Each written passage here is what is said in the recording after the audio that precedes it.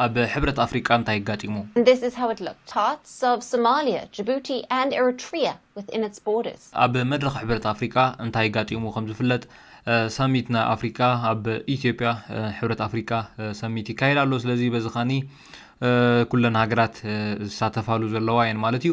ከም ትሪእዎ ዘለኹም ካኒ ኣብ ድሕሪ ወይ ኣብ መድረኽ ናይ እዚ ሕብረት ኣፍሪቃ ወይ እውን ብድሕሪ ፕረዚደንት ናይ ኢትዮጵያ ከም ትሪእዎ ዘለኹም ካርታ ናይ ኣፍሪቃ ኣሎ ማለት እዩ። ብባንዴራን ተወኪለን ካርታ ተሰሪሕለን ኣሎ። እንተኾነ ግን ኢትዮጵያ ሒዛቶ ዘላ ካርታ ግን ትማሊ ኣዘራረበ ኮይኑ ውዒሉ ኣሎ ማለት እዩ። ኢትዮጵያ ከም ትሪእዎ ዘለኹም ንሶማሊ ኣብ ክልተ መቂላ ከምኡ ንጅቡቲ ናይ ጅቡቲ ቦታ ሸፊና ናይ ኤርትራ ኻኒ ብወገን ዓሰብ ዘሎ ኻኒ ሸፊና ናይ ኢትዮጵያ ካርታ ከም ትሪእዎ ዘለኹም መልክዕ ሒዙሎ ማለት እዩ። እዚ ኻኒ ትማሊ ኣዘራራበ ኮይኑ ውዒሉ ኣሎ ማለት እዩ። ከም ትሪእዎ ዘለኹም ካብ ዓበይቲ ቴሌቭዥናት ክዛረባሉ ከምኡን ብዝተፈላለዩ ሰባት እውን ብትዊተር ብዛዕባ እዚ ክዛረቡ ውዒሎም ኣሎ ማለት እዩ። ብዛዕባ ዝተሰርሐ ዜና ንርአ። And for our next story, we shift our focus to the host of the ongoing African Union Summit, Ethiopia. Across the continent are gathering in Addis Ababa to discuss various regional issues. ከም ዝፍለጥ ኣብዚ ሕጂ እዋን መራሕቲ ኩለን ሃገራት ኣፍሪቃ ኣብ ኢትዮጵያ ከም ዝርከቡ ይፍለጥ እዩ ማለት እዩ።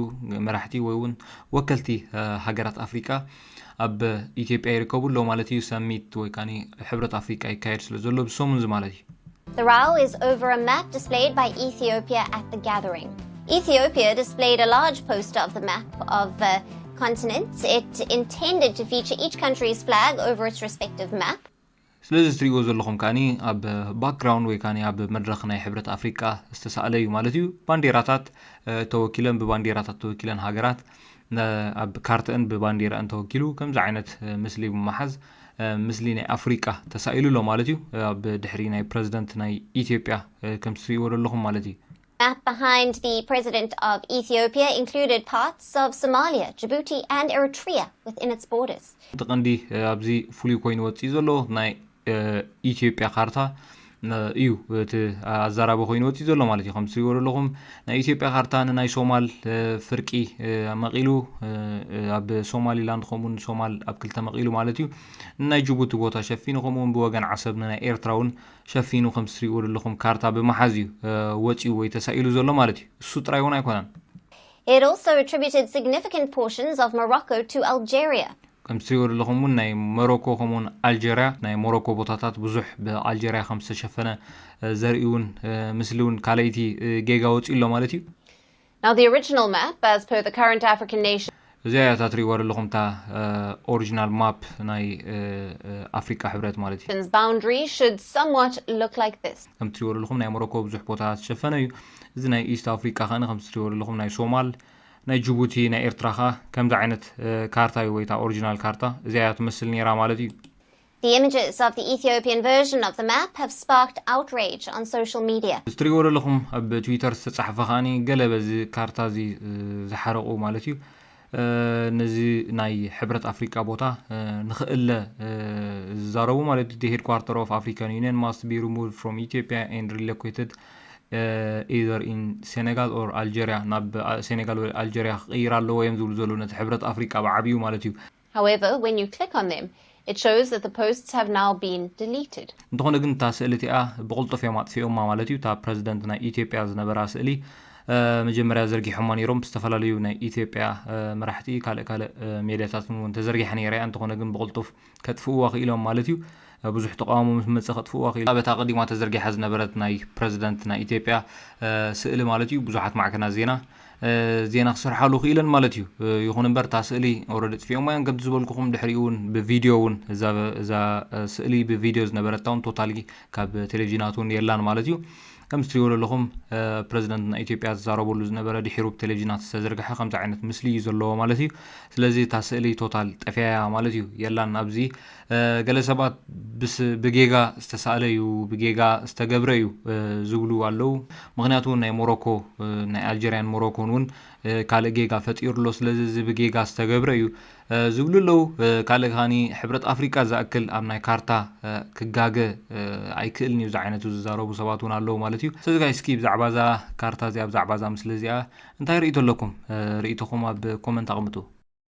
قال اب امريكا بوان ترامب ازارابو خوين زولو مس ترامب غون ترامب ازارابو خوين زولو إيلون ماسك بزح نغرات اب امريكا بحفشه بعالم درجاون بزح ነገር ውስናሎ ባዕሉ ዝውስኖም ብዙሓት ነገራት እንደኾኑ ይመጽሎ ማለት እዩ ሓደ ካብኡ ኻኒ ብዛዕባ USAID እዩ ማለት እዩ USAID ኣብ ዝሓለፈ ውሕዳት እዋናት ከም ዝተዓጸወ ርኢኹም ኢኹም እቲ ቀዳማይ ሓሳብ ዘቕረበ ወይ ብዛዕባ እዚ ንኽዕጾ ዝገበረ ኻኒ ኤለን ማስክ ምዃኑ ርኢኹም ኢኹም ስለዚ ኤለን ማስክ ብዙሕ ነገር ኣብ ኣሜሪካ ብሓፈሻ ብዓለም ደረጃውን ብዙሕ ኣሜሪካ ትውስኖም ነገራት ወይ ኣሜሪካ ትገብሮም ነገራት ኤለን ማስክ ኢድ ዘለዎ ኮይኑ እንዳመጽ መጻሎ ማለት እዩ ከም ትሪኡ ዘለኹም ከ አንጻር ኤለን ማስክ ዝተላዕሉ ብዙሓት ሰባት ከ ኤለን ማስክ ኸይዳሎ ኤለን ማስክ ኣይመረጽናዮም ዝብሉ ሰባት ካኒ ሰላማዊ ሰልፍ ክገብሩ ጀሚሮም ኣለዉ ማለት እዩ እዚ ከም ትሪኡ ዘለኹም ናይ USAID ካልእ ዝተፈላለዩ ንትራምፕ ዝቃወሙ በሐፈሻ ኤለን ማስክ አይመረጽናየን ዝብሉ እዮም ማለት እዩ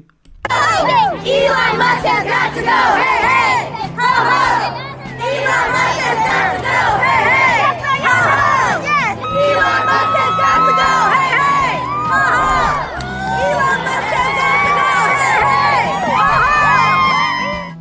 ከም ዝፍለጥ USAID ኣብ ዝተፈላለዩ ሃገራት ረድኤት ይህብ ነይሩ እዩ ናይ ብሓቂ መግቢ ንዕድል ነይሩ እዩ ስለዚ እቲ ጎኑ ወይ ውሽጣ እንታይ ዝገብር ነይሩ ካልእ ዓበይቲ ስራሓት ኣለዎ ዝብል ቃኒ ብፍላይ ብኣፍሪቃ ኣዝዩ ዝጽላእ ምዃኑ ወይ ዓበይቲ ተቃውሞ ከም ዘለዎ ብዙሓት ሃገራት ኣፍሪቃ ንፍለጥ እዩ ማለት እዩ ስለዚ ኣብዚ ሕጂ እዋን USAID ቅድሚ ሕጂ ዝገበሮም ነገራት ይምርመር ዘሎ ኢንቨስቲጌት ይግበር ዘሎ እንታይ ክንደይ ገንዘብ ኣጥፊኡ ኣብ ዘይለ ነገራት ብዙሕ ገንዘብ የጥፍእ ከም ዝነበረውን ብኤለን ማስክ ተገሊጹ ብመንግስቲ ትራምፕን ብዙሕ ገንዘብ የጥፍኡ ከም ዝነበሩ ኣብ ዘይለ ነገራት ይጠቕስዎ ነይሮም ማለት እዩ ስትሪዮ ዘለኹም ኣብ ፎክስ ኒውስ ዝተዘርግሐ እዩ USAID ዝሕግዞም ዝነበረ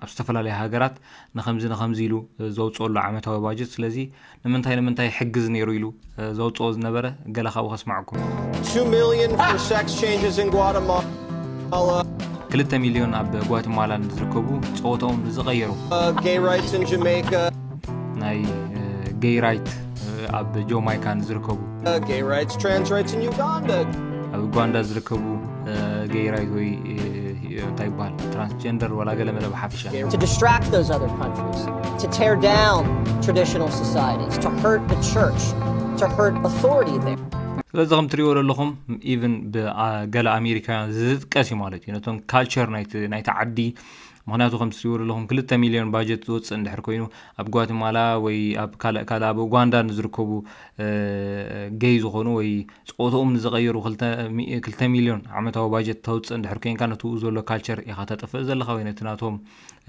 ህይወት ኢኻ እንታይ ልባሃል ትገብር ዘለኻ ትጎዶም ኢኻ ዘለኻ በቲ ሓደ ወገን ተዕብዮም ኣይኮንካን ዘለኻ ማለት እዩ ብዙሕ ናይ መግቢ ሓገዝ ይገብር USAID ኣብ ዝተፈላለዩ ሃገራት ኣፍሪቃ ከም ንፈልጦ ብፍላይ ኣብ ቀርኒ ኣፍሪካ ብዙሕ ሃገራት ኣብ ባዕሉ ኢትዮጵያ ዝኣመሰሉ ንብዙሓት ሰባት ናይ መግቢ ሓገዝ ይገብር ማለት እዩ ጎኑ ከዓ ከም ትሪኦ ዘለኹም ኣብ ዘይድል ነገር ወይ ከዓ ነቲ ካልቸር ናይቲ ሃገራት ወይ ከዓ ብዙሕ ነገር ናይቲ ንታሕቲ ንላዕሊ ዘይኮነስ ንታሕቲ ከውድቐን ዝኽእል ነተን ሃገራት እውን ኢዱ ይሕውስ ነይሩ እዩ ማለት እዩ ማየድልን እዩ ዝ 2 ሚሊዮን ትራንስጀንደር ዶ ገለመለልካ ምዃኒ ኣብ 99.9% ናይቲ ህዝቢ ዘይኣምነሉ ነገር ንዑ ሳፖርት ገበር እንድሕር ሃለኻ ካብ ጥቕሙ ጉድኣቱ እዩ ዝበዝሕ ዘሎ ማለት እዩ ዝገለ ካብ ፎክስ ኒውስ ዝተዘርግሐ እዩ ማለት እዩ funding radical gay and rights movements in traditional societies ይኹን እምበር ኤለን ማስክ በዚ ኣይቋረፀን ወይ እውን መንግስቲ ምዃን ኣይገደፎን ከም ትሪኦ ዘለኹም ኣብ ዋይት ሃውስ ብምቕራቡን